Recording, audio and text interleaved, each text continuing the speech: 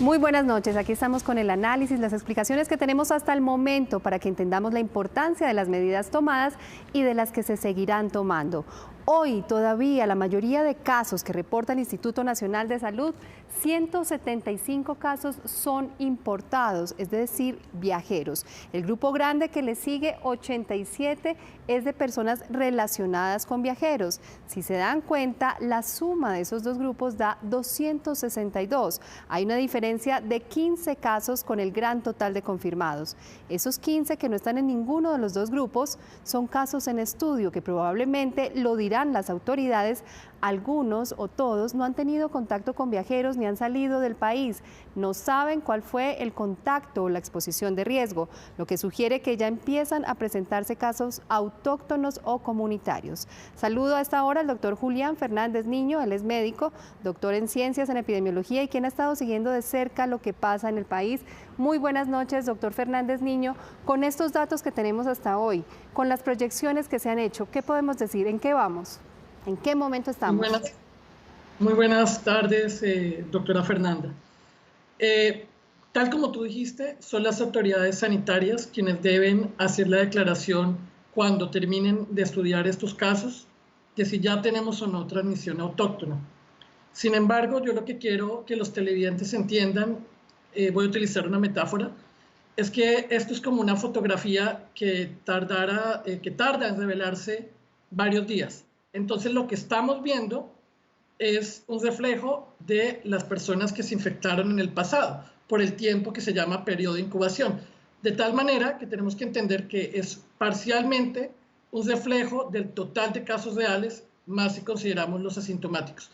Entonces esperamos en los próximos días los resultados de estos casos en estudio para poder establecer o no oficialmente si hay transmisión autóctona, entendiendo este tiempo que nos demoramos en conocer lo que está pasando. Fernández Niño, ¿por qué y para qué una medida tan dura como la de la cuarentena que empieza mañana en todo el país? La evidencia científica más reciente está exhortando a los países a tomar medidas rápidamente. El aislamiento social es una necesidad. Este aislamiento que las autoridades han llamado obligatorio, es obligatorio oficialmente, pero tenemos que empoderarnos de ello, hacerlo voluntariamente, porque es la única manera, disminuyendo la tasa de contacto, que disminuimos la velocidad de la propagación de la enfermedad. No sé si tienes ahí brevemente la gráfica del número reproductivo. Esta enfermedad, por cada persona infectada, genera en promedio 2 o 3 nuevos infectados. El objetivo de quedarnos en casa es disminuir este número de tal manera que cada infectado genere menos de un infectado nuevo. Haciendo esto, aplanamos la curva, le damos tiempo al sistema de salud para prepararse y disminuimos la posibilidad de que tengamos más complicaciones y muertes en el corto plazo. Estamos ganando tiempo con esta medida. En ese momento vemos proyectado el gráfico en el cual vemos cómo aumentaría el contagio de manera exponencial en el caso de no tener ninguna medida. Y lo que usted precisamente dice, lo que se busca con este tipo de estrategias es aplanar esa curva y disminuir el número de casos a las proyecciones para que no se colapse el sistema de salud. Usted hablaba, doctor Fernández Niño, de la fotografía. También tiene que ver con las medidas que se están tomando. ¿Cuándo veremos el resultado de la cuarentena? Porque no va a ser ni en 2 ni en 3 días.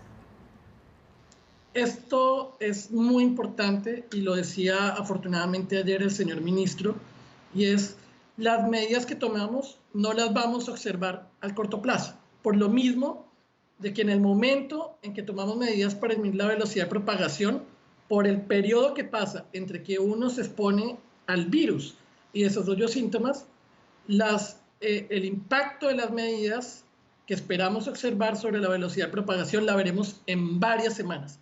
Entonces es importante que esto no genere una falsa expectativa. Pero también yo quiero decir, doctora Fernanda, que es importante recordar lo que dijo el señor ministro ayer. Este es un esfuerzo de largo aliento. Este es hasta ahora el comienzo. Después de que la medida se levante o termine en abril, vamos a tener que evaluar si se posterga o si es necesario adoptar otro tipo de medidas para contener y más adelante hablaremos mitigar la pandemia. Evaluar y hacer ajustes para evitar efectivamente que se aumente el número de casos. Finalmente, su mensaje, doctor Fernández Niño, usted que es una voz autorizada. Brevemente, debemos entender que el control de la pandemia no es solamente un objetivo del Estado. El Estado tiene la obligación, y creo que lo está haciendo, de facilitar las condiciones para que las personas puedan aplicar las medidas individuales y colectivas y mitigar los efectos sociales derivados sobre todo del aislamiento social obligatorio. Pero esto no se debe entender solo como una respuesta de Estado, se debe entender como una respuesta de la sociedad. Hay muy pocos momentos en la historia donde todos podemos cooperar a un gran costo social, económico, político, de todo tipo, pero para cambiar el curso de la historia.